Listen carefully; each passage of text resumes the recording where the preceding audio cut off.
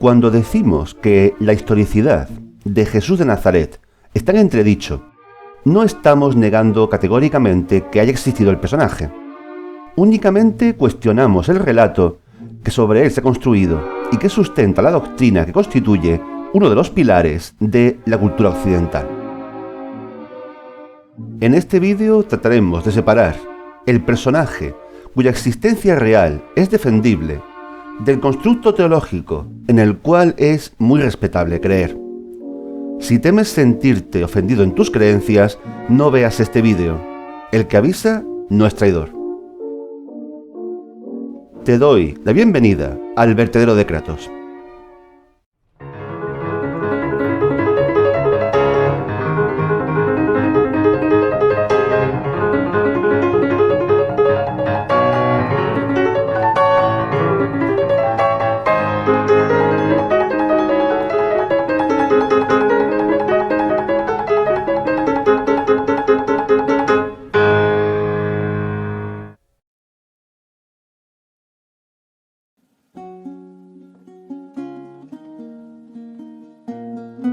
Tito Flavio Josefo, historiador romano de origen judío, en el capítulo 18 de su obra Antigüedades Judías, escrita sobre el año 93 de nuestra era, dice lo siguiente: Por este tiempo apareció Jesús, un hombre sabio, y atrajo hacia él a muchos judíos. Y cuando Pilato, ante la denuncia de aquellos que son principales entre nosotros, lo había condenado a la cruz, aquellos que le habían amado primero no le abandonaron. La tribu de los cristianos, llamados así por él, no ha cesado de crecer hasta este día. De este fragmento se han eliminado partes que numerosos investigadores estiman como añadidos cristianos posteriores. Estas pocas palabras coinciden con aspectos que son descritos en los evangelios.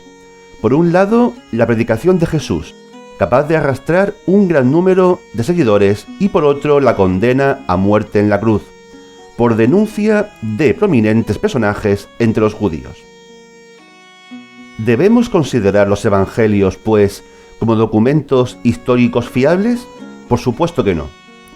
Pero de hecho tampoco deberíamos dar una credibilidad absoluta a la obra de Josefo, ni a ninguna obra histórica, sobre todo de épocas tan lejanas. El saber histórico se construye en gran parte por consenso.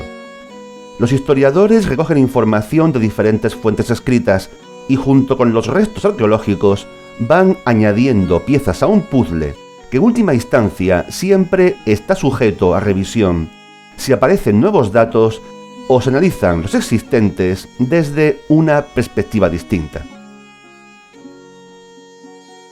En el caso de Jesús de Nazaret, nos encontramos con el problema de que es mencionado en muy pocas obras no cristianas, con lo que la mayor fuente de información sobre él son los evangelios, que están llenos de contradicciones y de episodios que desafían a la razón.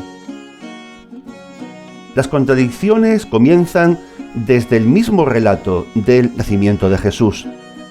El Evangelio de Mateo lo sitúa en los años finales del reinado de Herodes I el Grande, mientras que el de Lucas lo hace coincidir con el censo romano llevado a cabo en Judea por orden de César Augusto, existiendo un consenso razonable en que Herodes I falleció en torno a una década antes del censo.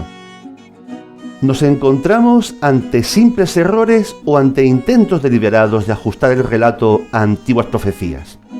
Pues Mateo cuenta que Herodes ordenó la matanza de los niños de Belén, profetizada por Jeremías, y Lucas nos presenta a José y a María embarazada yendo a censarse a Belén, de donde era nativo José y donde acaba naciendo Jesús, ajustándose así a la profecía de Miqueas, que afirmaba que el Mesías había de nacer en Belén.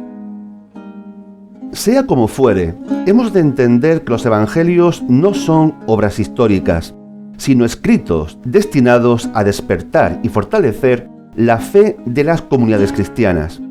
Tienen que resultar inspiradores, no ser rigurosos. ¿Supone esto que hay que desecharlos desde el punto de vista histórico? En absoluto, pues podemos entresacar pasajes de ellos que podrían referirse a hechos reales, con los cuales construir un retrato aproximado de un personaje. Una cosa sí podemos afirmar de un modo razonable. Contengan lo que contengan, los evangelios fueron escritos entre los años 60 y 100 de nuestra era por hombres que recogían relatos y referencias anteriores acerca de la vida de Jesús.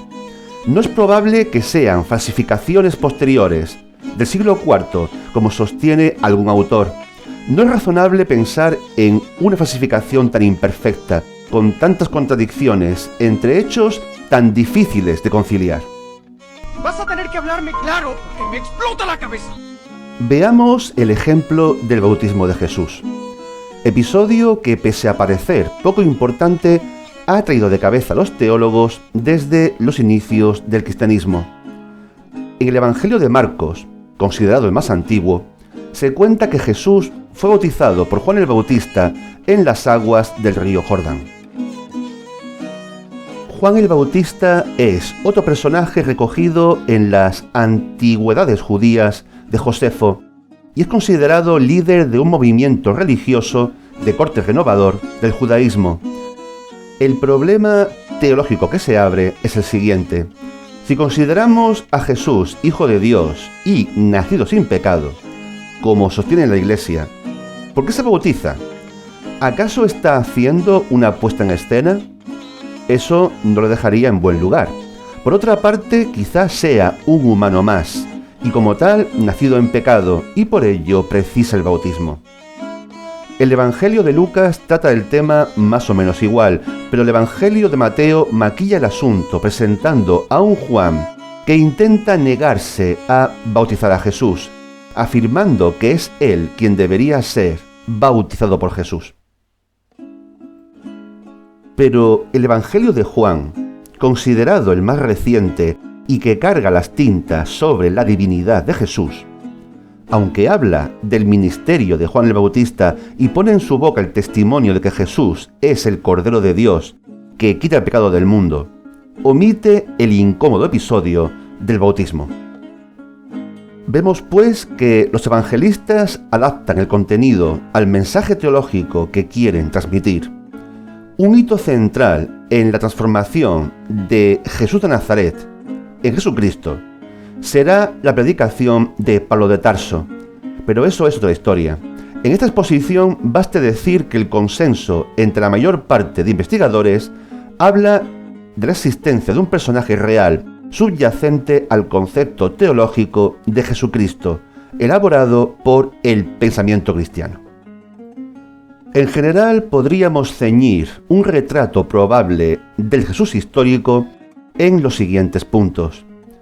Nació en los tiempos de César Augusto, no podemos asegurar dónde, y probablemente creció en Nazaret, pequeña población de Galilea, en el seno de una familia numerosa, pues hay referencias a sus hermanos y hermanas. Fue un hombre muy religioso, aunque siempre en el seno del judaísmo. Se atuvo siempre a las prácticas religiosas de su pueblo. Fue atraído por la corriente renovadora de Juan el Bautista y asumió gran parte del mensaje de este, centrado en la futura venida del reino de Dios, esto es, el triunfo de la justicia y misericordia de Dios en la tierra. Habló y actuó con el convencimiento de ser un profeta o heraldo de Dios, aunque no podemos afirmar que pretendiera ser el Mesías esperado por el pueblo judío. Debió ser un gran orador, experto en captar la atención de sus oyentes mediante ejemplos claros y un tanto exagerados, que quedasen grabados en las mentes.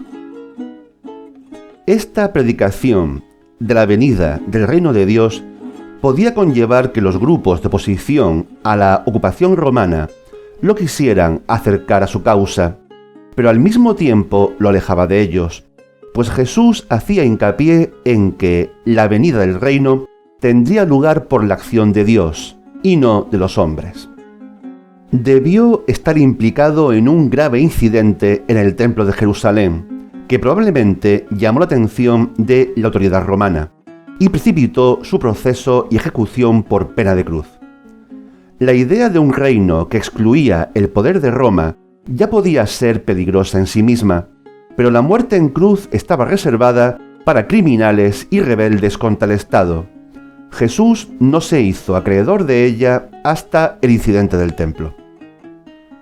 Con el sentido común en la mano, concluimos que Jesús de Nazaret fue un profeta de Israel, que predicó la venida del reino de Dios. Sus seguidores eran tan judíos como sus vecinos, un grupo más dentro de los muchos en que se dividía el judaísmo de inicios de nuestra era. No se le puede atribuir intención alguna de fundar una religión nueva, y los episodios contrarios a la razón en los evangelios, como los milagros o la resurrección, quedan fuera del estudio histórico. La predicación de Pablo de Tarso difundió esta nueva corriente por las comunidades judías a lo largo y ancho del Mediterráneo, e introdujo con el tiempo la variante de que los paganos podían convertirse en seguidores de Jesús, llamado ya Christos, ungido en griego, sin que fuera preciso abrazar el judaísmo y sus rituales.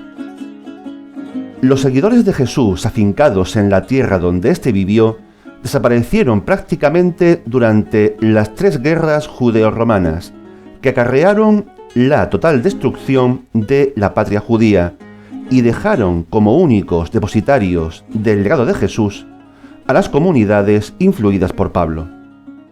Los escritos de Pablo, anteriores en el tiempo a los evangelios y a los Hechos de los Apóstoles, influyendo radicalmente en ellos, sientan las bases de la teología cristiana, pintando a un Jesús divinizado, más útil para llenar el vacío espiritual de un imperio romano en el que el culto a los dioses era ya más un asunto de Estado que de fe, y lo demás es historia.